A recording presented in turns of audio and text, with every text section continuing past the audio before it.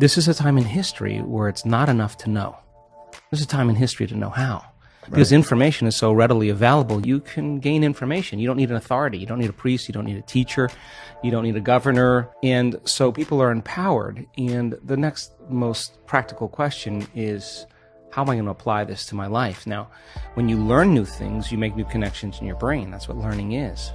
But if you can't remember what you learned, then you haven't made any new connections that are sustainable or maintainable. So the more the person can repeat what they've learned, the more they're installing the neurological hardware in their brain in preparation for the experience.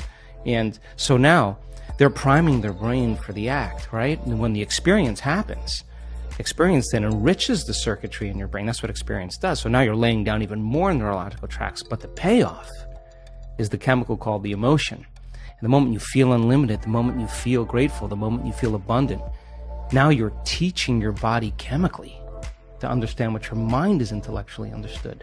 So knowledge is for the mind and experience is for the body. And now we're embodying the truth of that philosophy. And we're literally signaling new genes in new ways and changing our genetic future.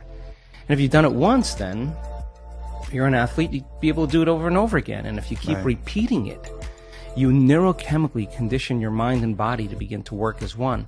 And the redundancy of the act over and over again conditions the body to know how to do it better than the mind.